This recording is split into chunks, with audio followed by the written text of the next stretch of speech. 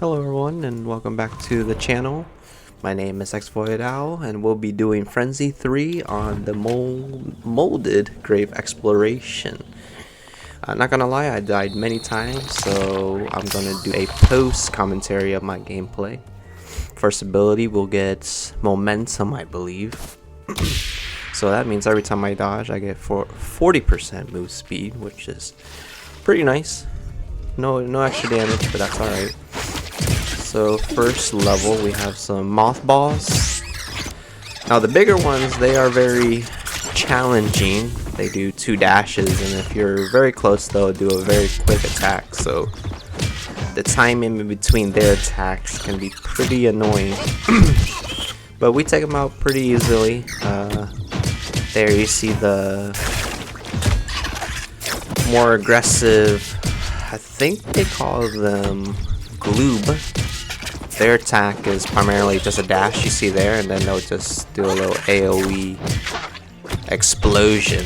Of course you can hit in between any of that and you can knock them on their tailbone. Alright. So that level was pretty good. We finished without losing any HP. So we'll take out this gloop as fast as we can. So here you can see he's getting ready to that AoE hit. However, I stopped him from doing so. So this mob here is very high damaging. When he does that AoE hat throw, you definitely don't want to be inside that unless you're trying to get a little finesse going on. So we'll just play it safe. Whenever he throws his hat out like that, you just go right behind and get a few hits in. Again, these mothballs are pretty annoying. I just try to get some focus attacks in before I run away. It's pretty annoying, but that's how I find is easiest to take them out. See there, he hit me with his second dash, which stinks, but you know, it's okay. And then the last gloop goes down with relative ease. Let's see what powers we get. Get them and confident. Alright, so this one you build critical rate every time you attack them. So here you'll see that's a bulbug. They just grant shields to any nearby mobs, and it's very important you actually want to use the armor that I have equipped now. It does extra damage, as you can see, and it pierces through the shield. Without it, really, this game can be near impossible, or this stage can be near impossible. So if you guys are having trouble with shields, definitely equip this armor because it makes a world of difference. It actually becomes a disadvantage to them to have a shield because you're doing, I believe, 5 times the damage. So that level is real easy. Here we get some upgraded power. I believe that's tuck and roll. So every time you do a perfect dodge, you'll get 2 shields, or 2 shield fragments. I apologize. So here, there's 900 damage for breaking the shield. He's just jumping around, tossing his hat forward. And then there, of course, I take a hit from the smaller guy. I believe these mobs are called Totolini or Totolili. So I'm gonna purposely keep that bug alive so he can keep giving shields to the other mobs, and then that will allow me to do tons of damage when I break them. You just gotta be wary, sometimes the shields will break because they stepped into poison. Of course, you want to be the person or the thing doing the damage. Alright. So we'll take out the bug and we'll be done with this level. Alright, shrapnel and strong start. I almost want to say I'll get the strong start, yeah. Shrapnel on this map is kind of useless. There's really not many terrains that you could break to get that to proc unless you're willing to attack the empty wallless shells. And the wallless are those snails that you see. Of course, these upgraded versions have little mohawks on them. They're not too threatening. All they do is front flip, big AoE in front of them. You kind of just avoid that attack, and then you can come from the side, or you can just come from the top or bottom of them. Alright, so more gloops and one Wallace. This should be relatively easy. Play it safe. Hit stun the gloops. As you can see, of course, I get hit by a headbutt from one of them, which is fine. It's not too much damage. It's not the end of the world. And then we'll finish off this last guy. I would like to explain that the pants that I'm wearing, the Snortus pants, allows me to stand the poison without taking too much damage. Without any sort of equipment to help you with poison, you're gonna have a real difficult time keeping your health high. Those ticks of poison do, I believe, 30 damage, and they add up real quick. So the pants I have on are definitely the reason why I can stay in some of these pools of poison for a period of time. Alright, so one thing cool about these mothballs, but the upgrade version, is that you're able to attack the bubbles they release, and anybody in that vicinity will get the status effect. So the purple ones slow you down. It's kind of makes the rolls shorter. You move less. But there you see when I'm swinging my hammer around, I actually popped the bubble, and we both got that debuff. So this ability here helps get us critical hits chance. I believe it's every 10 hits. I'm not too sure, but I'm sure there'll be a pop-up to clarify what that ability is. So with the stuff I have, I'm gonna get another potion, keep myself healthy. I think I have 100 left. I opt not to buy anything, so let's check out what these weapons are. I have a lot of the armor, so nothing to buy there. Okay, so I'm going to upgrade precision armor. Okay, every 5 hits is guaranteed a critical hit, so that's pretty neat. Just adds to your DPS. It's not RNG.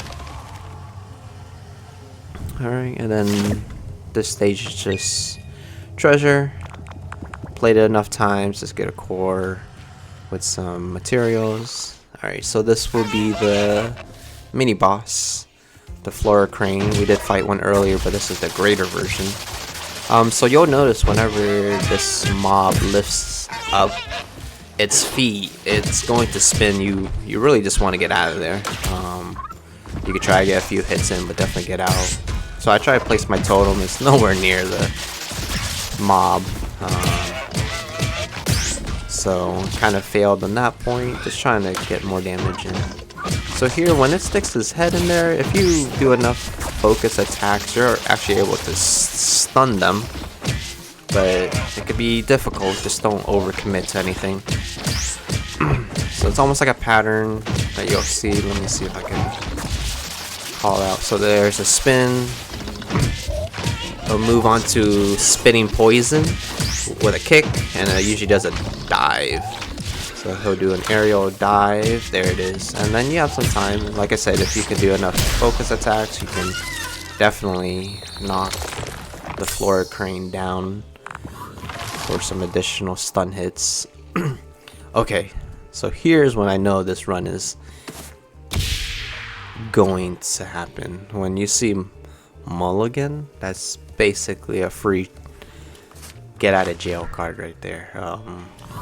I fought this boss so many times, died. If I had this ability, that would have just sealed the deal. Now that I have it, I'm super confident. And just to cement that feeling, we're gonna go ahead and upgrade that. So now when I do die, I'll get another chance, and I'll be at 100% HP. So I'll have another 1300 HP to play with during the boss fight. Of course, if I die before then, I won't have it, but that's highly unlikely. But you know, now that I said that, who knows? Maybe karma would be here to pay me a visit. So that mob that we're fighting here is the Snortus, I believe. The normal version is not too bad. They'll just periodically spit a poison artillery at you. You can dodge it, you can time it. When you get close, you'll see it gets angry and it'll do a belly flop. That can hurt sometimes, but when it lands, it kind of stuns itself, and that's the chance for you to get in there, get a few hits in. Alright, so luckily we get a free potion stage. I top off my HP, no reason to buy another potion. So benefits were very minimal, but it's fine. Okay, so here's the moth balls again, which I absolutely hate. They're easy to stun, but they just put so much pressure. Again, we're going to purposely ignore the bug because we want them to give shields, since we will break them and get more damage than we normally would. The issue here is the poison's kind of breaking the shields. There, you can see the shields were broken for over 1,000 damage. So one thing about this bug, when there are no mobs for it to buff, it will try to attack you, but the pattern is real simple. It's just get a few hits in, dodge, get a few hits in, and then it'll eventually just die. But just be wary, it will attack you after everything is gone. So this type of stage I really hate. All the gloops and all the mothballs. There's just so many things going on. These mobs are all flying at you at different pace, so even if you think that you have a window to attack, someone in the back will move forward and you'll get headbutt for a few hit points. But nonetheless, we're slowly working through it. Ironically, the Flora Crane is killing some of them for us. So now we're just down to that boss. And of course I get stuck against the wall and the mob, and I get kicked on. So same thing, when he sticks its head in the dirt, if you do enough damage or do enough focus attacks, it will be stunned. But there's just not enough space or time for me to do that. There's so many mobs throwing themselves at us. Right. And then you do have environmental hazards, so you'll see in the far back these little geysers periodically shoot poison artillery, kind of like the snort turtles. And you just have to dodge it, but it could be annoying sometimes. Alright, we finally get rid of the Flora Crane. So the power, Pinata, that's really nice for more crit. Static Shock is also nice. I opt for the Pinata. So I'm really trying to stack all the power to fight the boss, not necessarily clear these stages. So there was the belly flop from the Snortus. Wasn't expecting the AoE, and then of course I get hit by the Wallace. So remember when I was talking about the mulligan and having it ready for that boss? Well, I'm already down to 500 HP, and I definitely need to play better, which I do. So, and then the volcano hits one of the shells at me. Not feeling too good. Alright, so then you see the red Snortus. I believe the game calls it the greater version when you get into the higher frenzy levels, but I'll save him for last. So he's getting angry. There's the belly pop. The difference between the greater, they'll do 3 jumps instead of 1. And be wary, he actually sends off 2 poison pools to this left and right. So if you actually dodge to the side of this mob, it'll actually hit you before you can hit it back. So it's better to dodge front and back. So just a little tip there. So for my last stage before the boss, I opt to go get potions. Of course, if you went shopping, there's a chance that you could buy potions for 50 Tefa, but it's not always guaranteed. And rather than sitting at 200, 300 HP for the whole boss fight, I would rather have a healthy amount and go from there. I really don't need any more abilities or powers. I think we're good here. So I fought this boss many times.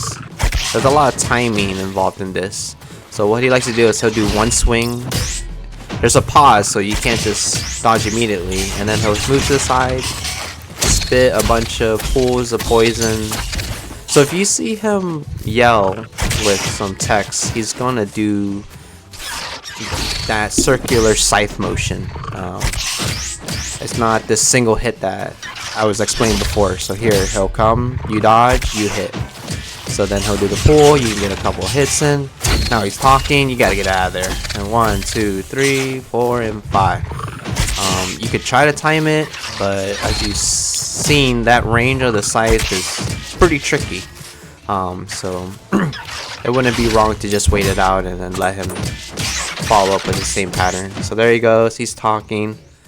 That was a little different because I believe the way this boss fight works, after a certain threshold, he'll actually fly up and he'll make the fighting arena smaller by putting poison on the outside, which you see here.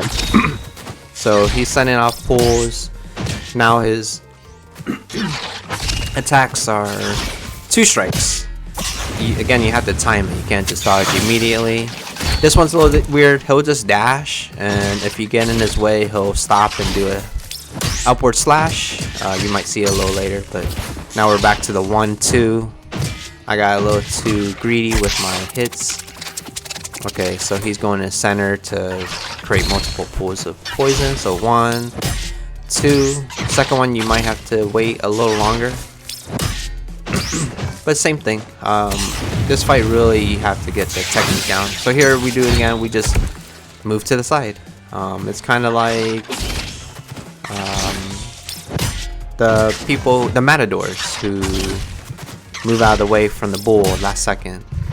So here it's just 1, 2, and then he's going to the center to place the multiple pools. So yeah, just rinse and repeat, and we should move to the next phase shortly.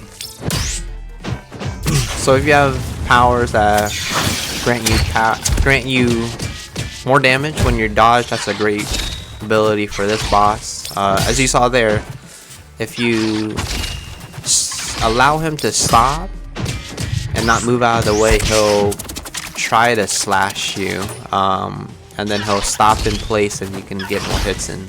1, 2. Again, I really love doing the golf swing. It's a great hammer technique for when you're dodging away to swing back. So here we go. See, now I'm dodging at an angle towards him, because rather than him flying to the very end of the map where I can't reach him, I would rather him try to attack me and then stop in the center of the map. Alright, so I put a totem down to try to get more damage. It's unique to this weapon only. You have to be careful when you put the totem. Everybody gets increased damage, you included. So it took me a while to actually understand this phase. So I would say this is the last phase. Of course, the stage gets a lot smaller. As you can see, it's just a strip of it. He attacks in a very linear motion, but I'm not sure if the developers wanted us to understand what a scythe is and how the weapon works, but what I found success with is you actually want to dodge past him. He'll do 2 strikes and he'll keep moving forward. If you just go behind him, he just goes right past you. See right there? You don't even have to bother trying to time anything. You just, yep, I was like, okay, you can go that way, I go this way, and then I'll scratch your back. This one's a little different. He'll swing and then he'll fly up, and you just kind of do the same thing. If you get enough distance, you can just time it where when he flies down, you'll be behind him, and there's a lot of damage to be had. So remember, it's counterintuitive. You actually want to go to him. So when I got hit, I was actually running away. Yeah, anytime you go to him, I mean, it's just really effective, as you can see here. Alright, and then he does that. Of course, the area is a lot smaller, so going to him That's the key, guys and girls. Alright, so he's almost dead. Okay, here he is. He's gonna do 2 swings and then he's gonna go up. Of course, I try to put my totem down for extra damage, and of course, he breaks it. Again, remember, going to him. There you go. He's almost dead. And we didn't even have to use the mulligan. So surprise, surprise. I guess I didn't need that safety net. So I'm just doing a little more style, or I'm trying to get style points by putting out a totem. At this point, I pretty much sealed the deal. Smack myself a few times for some fun, and that's it, guys. So getting to the boss can be difficult with all the mothballs. Make sure you use that armor to get through those stages where the bug is providing shields for everybody, and then when it comes boss time, just get your timing down and technique.